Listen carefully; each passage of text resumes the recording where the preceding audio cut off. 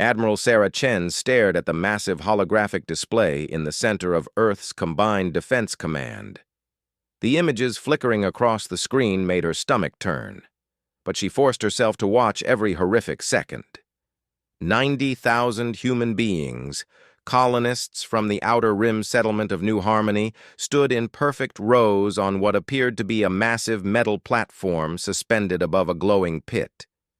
The alien creatures orchestrating this display were tall, insectoid beings with chitinous armor that gleamed under harsh artificial lights.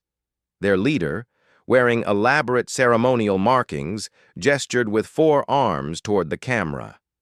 The universal translator crackled to life, converting the creature's clicking speech into cold, mechanical English. "Citizens of the galaxy," the alien announced, "witness the fate that befalls those who refuse the rightful rule of the Zephyrian Empire. These humans, who dared to establish their pathetic colony without imperial permission, serve as an example to all who would defy us." The broadcast was being transmitted across every inhabited system in the galaxy. Billions of beings were watching this moment, and the Zephyrians wanted them all to understand the price of resistance. Admiral Chen's hands clenched into fists as she watched families huddled together, children clinging to their parents, elderly colonists trying to comfort the young ones around them. For 300 years, the Zephyrian Empire has brought order to this galaxy, the alien continued. "We have eliminated chaos, ended wars between primitive species, and established a lasting peace. Yet these humans, these newcomers who have barely learned to travel between stars, believe they can ignore our authority." In the background of the transmission, Chen could see other species watching from elevated platforms. Tall, graceful beings with silver skin, the Altarians. Stocky, rock-like creatures, the Granite clans. Dozens of other alien races, all subjects of the Zephyrian Empire, all watching this execution with what appeared to be resigned acceptance. General Marcus Rodriguez, head of the Marine Corps, stood beside Chen with his jaw locked tight. 90,000 people, he muttered. Miners, farmers, teachers, doctors. Hell, there are kids down there who weren't even born when New Harmony was established. The Zephyrian leader raised one of its arms, and the platform began to descend slowly toward the pit. The humans below remained remarkably calm. Some were praying, others singing hymns that the translator couldn't convert, but whose meaning was clear in their tone. A few shouted defiant words at their captors, their voices carrying across the vast execution chamber. "The galaxy will remember this day," the Zephyrian declared. "Let it serve as a reminder that the Empire's reach extends to every corner of space. No world, no matter how remote, exists outside our domain." Chen had seen enough warfare in her 40-year career to recognize something the Zephyrians apparently didn't understand. The humans on that platform weren't broken. Despite facing certain death, they maintained their dignity, their humanity. They held their heads high and faced their fate with a courage that spoke to something deep within the human spirit. The broadcast continued for another 20 minutes as the platform slowly descended. The Zephyrians made sure every moment was captured, every face recorded, every final word transmitted across the galaxy. When the end finally came, it was mercifully quick. The pit contained some form of energy weapon that vaporized the platform and everyone on it in seconds. The alien leader addressed the camera one final time. "This is the fate of all who oppose the Zephyrian Empire. We have ruled this galaxy since before most species achieved spaceflight. We will continue to rule long after the memory of these humans has faded. Let this be a lesson to Earth and any other world that believes it can exist outside Imperial authority." The transmission ended, leaving the command center in absolute silence. For a long moment, nobody spoke. The weight of what they had just witnessed settled over everyone present like a suffocating blanket. President Maria Santos, who had been watching from her office in Geneva, appeared on the main screen via secure transmission. Her face was pale, but her eyes burned with barely controlled fury. "Admiral Chen, General Rodriguez, I want options. All of them. Now. Rodriguez was the first to respond. Madam President, our intelligence suggests the Zephyrians have military superiority in terms of raw numbers and established infrastructure. They control approximately 70% of the galaxy's inhabited systems. Their technology appears comparable to ours in most areas, though they have advantages in certain energy weapon systems. What about their military doctrine? Santos asked. Chen pulled up tactical displays showing Zephyrian battle formations captured from previous conflicts with other species. They rely heavily on overwhelming force and intimidation tactics, Madam President. Their battles tend to be massive fleet engagements designed to crush opposition quickly and completely. It's been effective because most species they've conquered were technologically inferior. But humans aren't most species, Rodriguez added grimly. Our advantages lie in adaptability, unconventional warfare, and something they clearly don't understand about our psychology. Santos leaned forward in her chair. Explain. They think that broadcast will terrify us into submission, Rodriguez continued. They believe witnessing the execution of 90,000 colonists will break our will to resist. They're wrong. What they've actually done is guarantee that every human being in Earth's sphere of influence will fight them with everything we have. Chen nodded in agreement. The Zephyrians rule through fear, Madam President. They've never encountered a species that responds to atrocities by becoming more determined rather than less. They just made a critical strategic error. The president was quiet for several moments, processing the information. When she spoke again, her voice was steady and cold. How many Marines can we deploy immediately? The first expeditionary force is ready for immediate deployment, Rodriguez replied. 20,000 Marines, full support equipment, and our most advanced combat vessels. We can have them in space within 72 hours. And our fleet strength? Admiral Chen highlighted the relevant displays. The 3rd and 7th fleets are at full combat readiness. Combined, that's 48 capital ships, 200 escort vessels, and full fighter complements. Our latest ships incorporate technology the Zephyrians haven't seen before. Santos stood up slowly, her decision made. Gentlemen, we're not just going to respond to this atrocity, we're going to send a message that will reach every corner of this galaxy. The Zephyrian Empire has made a fundamental miscalculation about human nature. She paused, looking directly into the camera. They wanted to demonstrate their power by broadcasting the murder of our people. Instead, they've just declared war on a species that has never learned to quit. Admiral, prepare the fleets. General, ready your Marines. We're going to show the galaxy what happens when you kill human beings and expect us to be afraid. The command center erupted into controlled activity as officers began implementing orders. Admiral Chen felt a familiar sensation in her chest, the cold fire that had driven her through decades of military service. The Zephyrians had made their statement. Now, humanity would make theirs. In the depths of space, automated transmitters began broadcasting Earth's response to every human colony, every military outpost, every ship traveling between the stars. The message was simple and direct.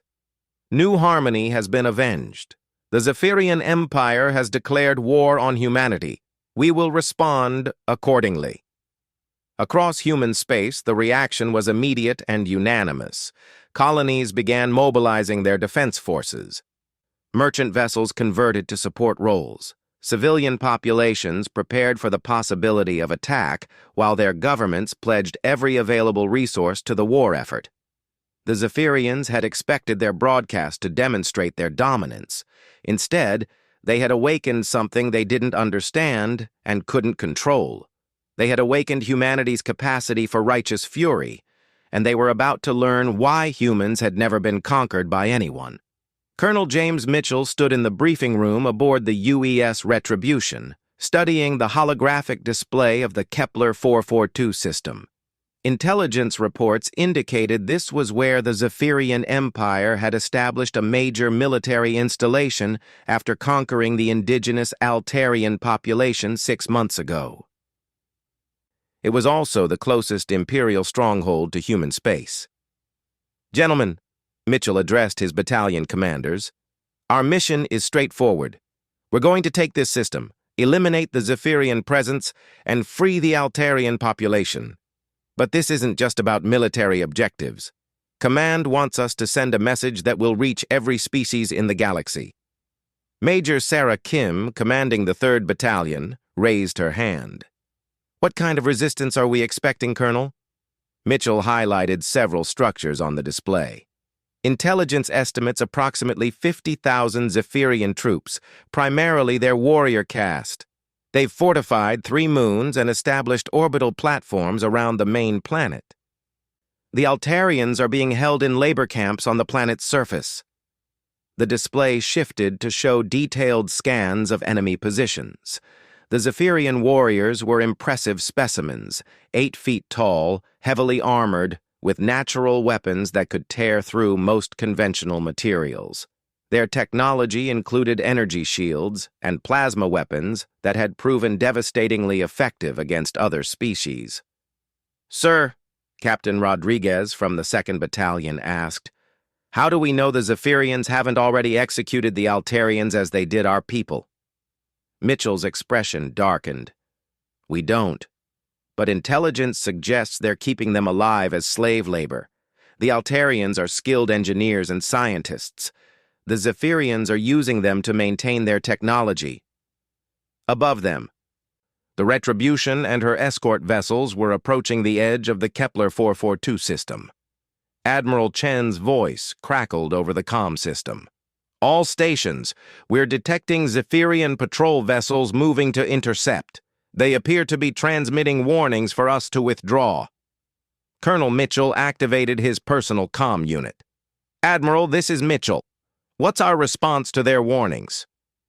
"Colonel," Chen replied with ice in her voice, "our response is 20,000 United States Marines." The ship shuddered slightly as the fleet's fighters launched. Through the viewports, Mitchell could see the sleek forms of F-50 Raptor space fighters accelerating toward the enemy positions. The Zephyrians had never faced human military technology before, and they were about to receive an education.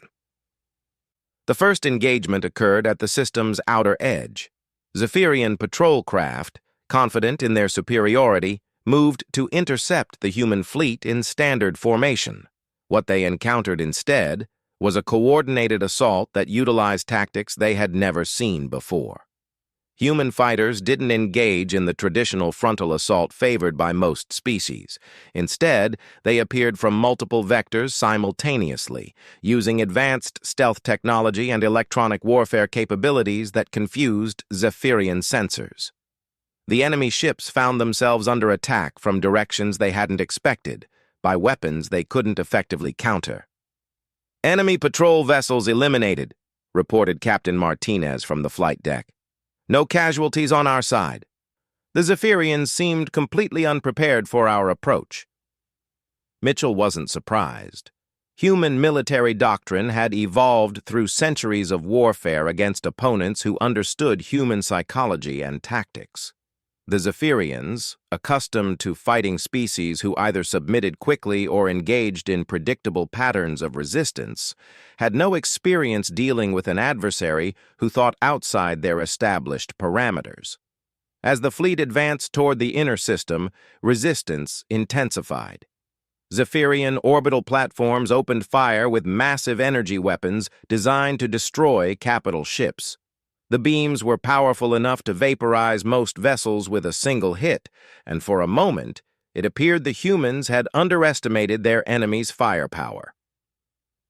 Then, Admiral Chen demonstrated why human naval tactics were considered among the most sophisticated in known space.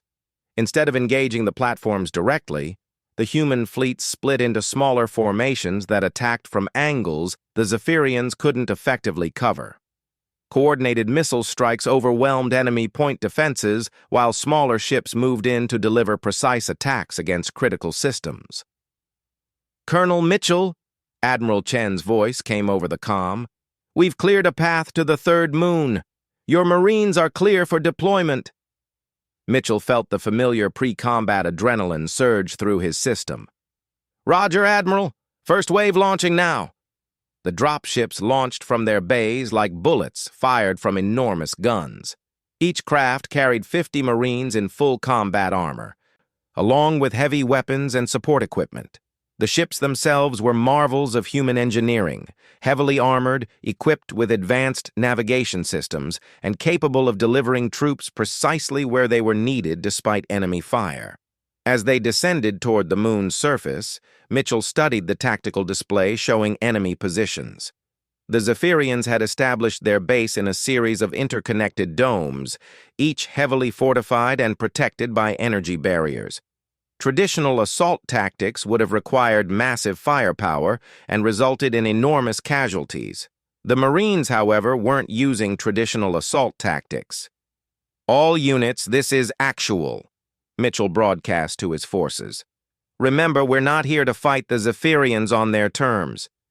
We're here to show them what happens when you mess with humans. Execute Plan Alpha." The dropships landed simultaneously at dozens of points around the enemy base, but not where the Zephyrians expected. Instead of attacking the fortified positions directly, the Marines established concealed positions in the surrounding terrain. Phase 1 of their assault involved something the Zephyrians had never encountered: psychological warfare. Sergeant First Class Williams, a sniper with over 100 confirmed kills in previous conflicts, settled into position on a ridge overlooking the main enemy compound. Through his scope, he could see Zephyrian warriors moving between buildings with the confidence of conquerors who had never faced serious resistance. "Overwatch to all units," Williams reported. "I have clear sight lines to enemy positions. Beginning harassment protocol." What followed was a masterclass in precision warfare. Human snipers began eliminating key enemy personnel with shots that seemed to come from nowhere. Zephyrian officers fell in the middle of giving orders. Sentries disappeared from their posts without making a sound. Equipment operators were removed with surgical precision. The psychological effect was immediate and devastating. The Zephyrians, accustomed to facing enemies who attacked in large formations with overwhelming force, found themselves under attack by an invisible opponent who struck without warning and disappeared before retaliation was possible.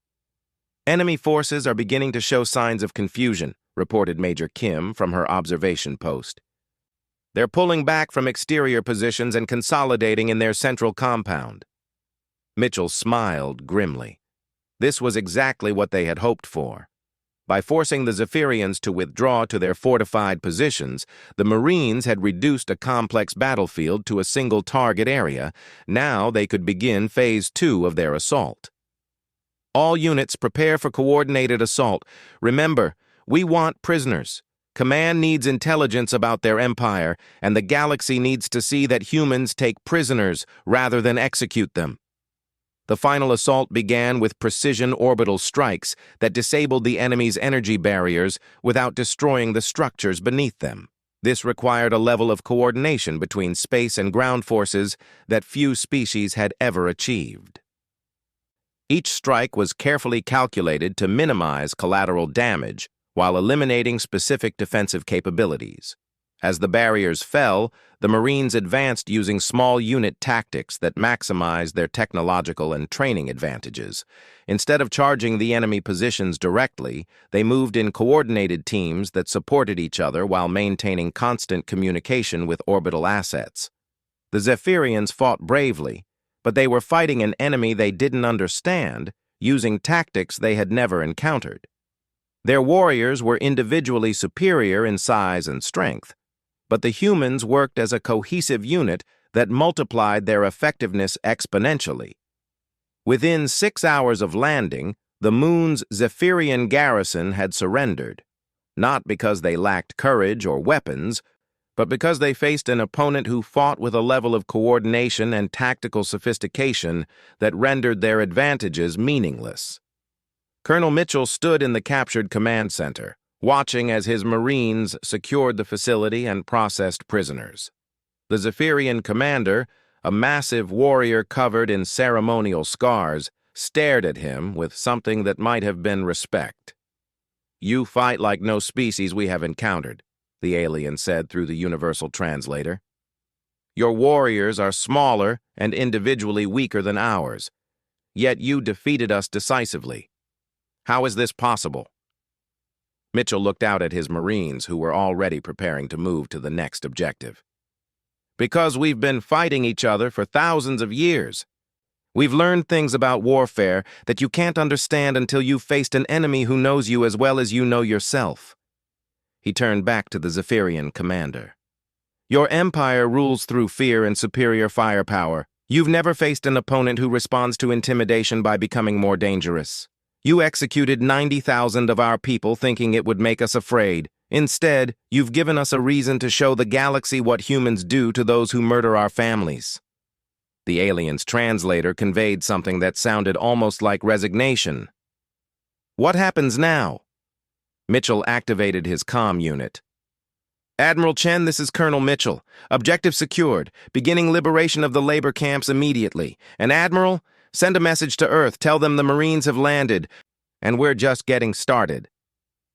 6 weeks after the liberation of Kepler 442, Admiral Chen stood in the central command chamber of the captured Zephyrian fortress world of Vex Prime.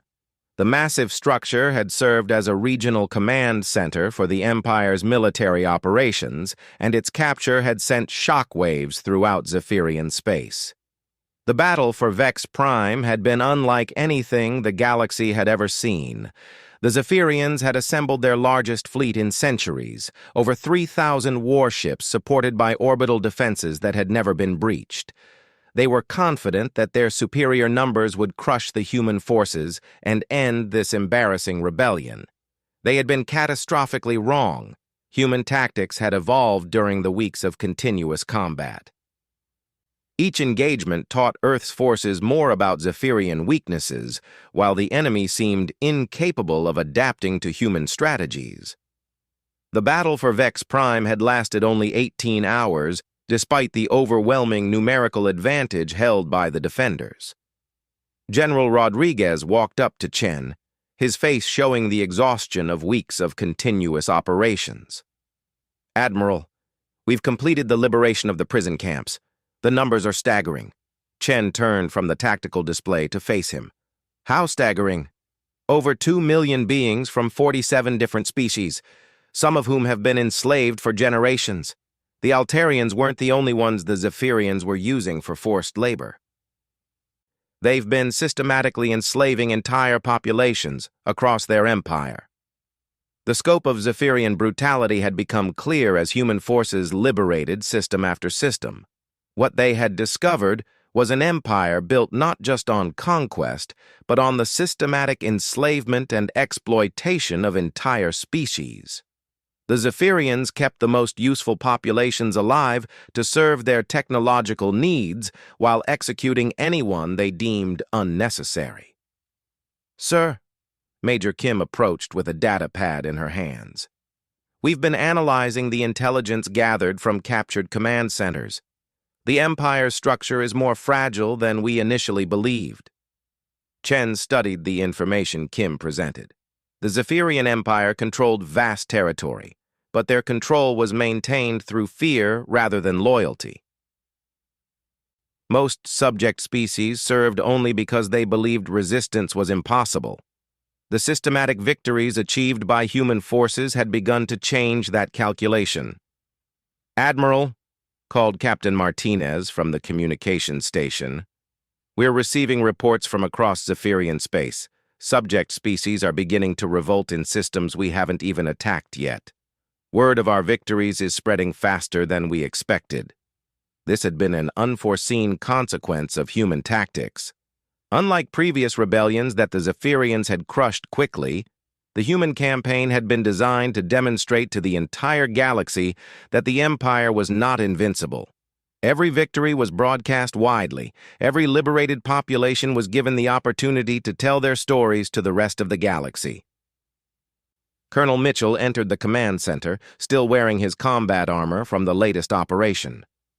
"Admiral, the last Zephyrian stronghold on the planet has surrendered. We now control all major military installations in this system."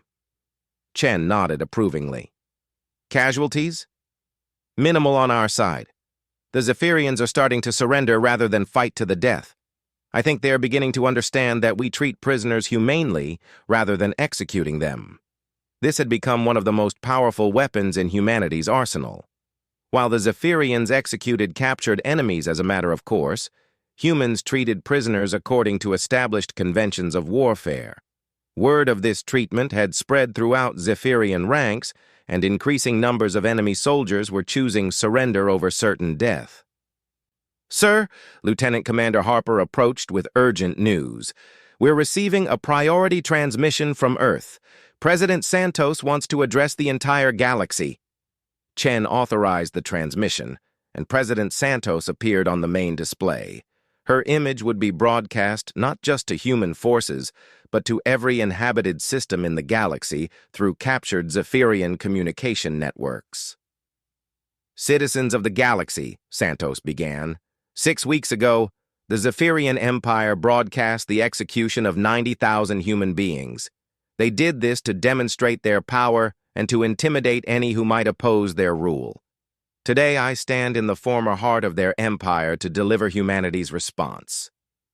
The camera pulled back to show the massive command chamber filled with humans and recently liberated aliens working together. Representatives of dozens of species stood alongside human military personnel, their presence a stark contrast to the rigid hierarchy of the former empire. The Zephyrian Empire claimed to bring order to the galaxy through fear and violence.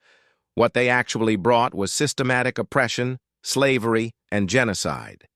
In 6 weeks, human forces have liberated over 50 systems and freed more than 10 million sentient beings who had been enslaved by Imperial forces.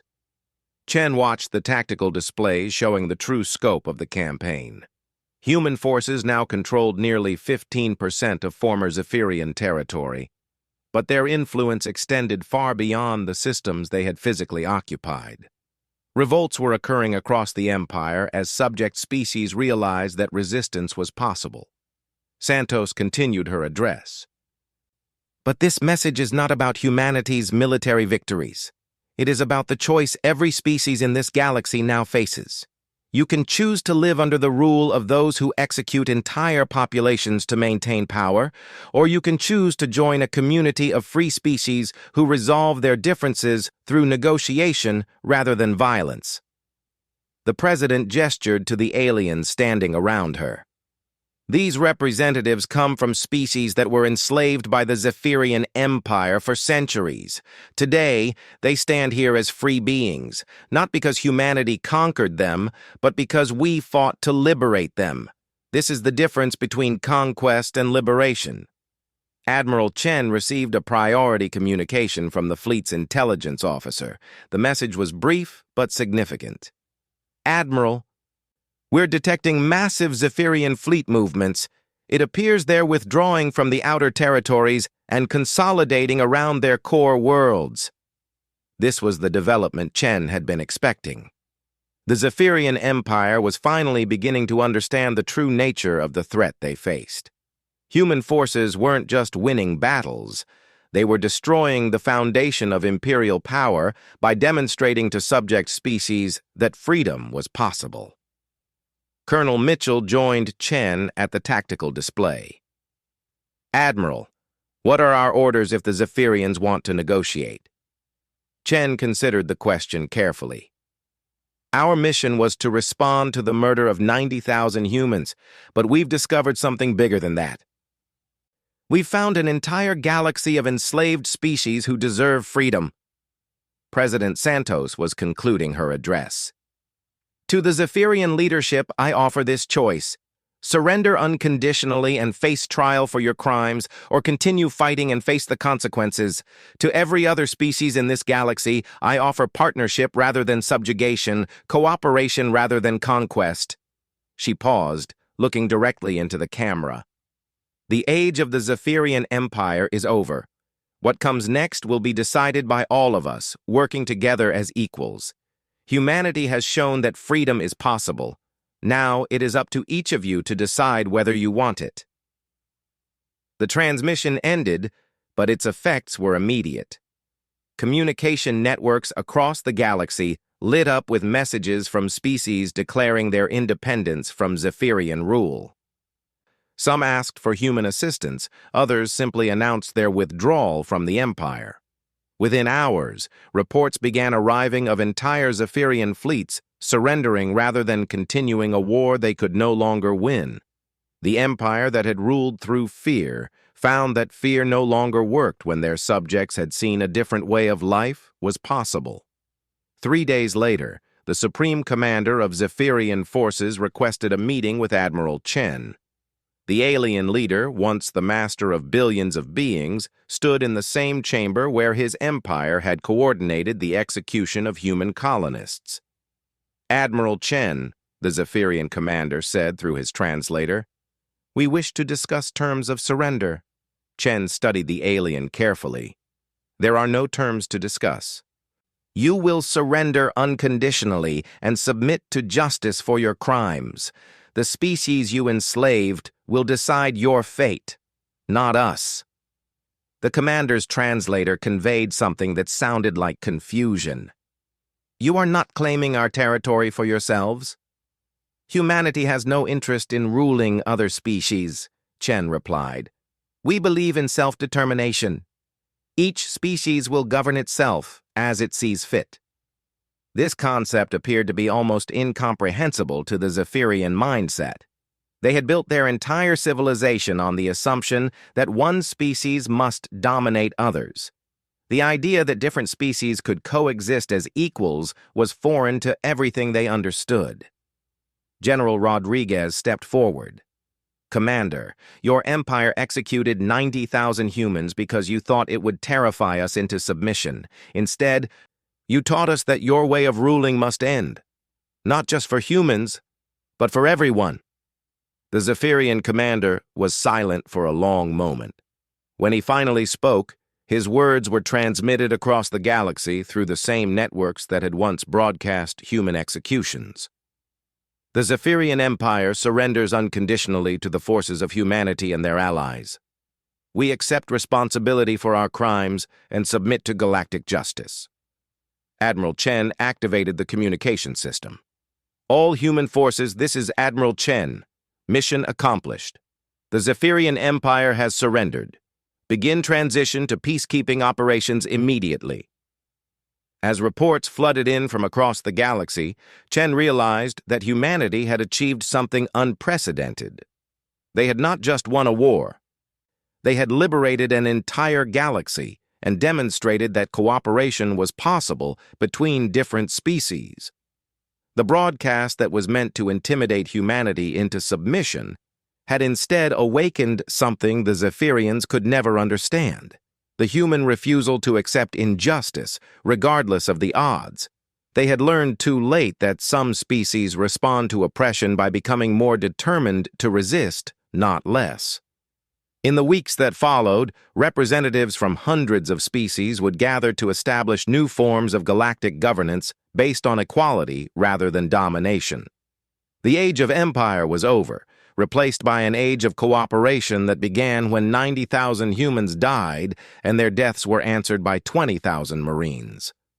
The galaxy would never be the same, and that was exactly what humanity had intended.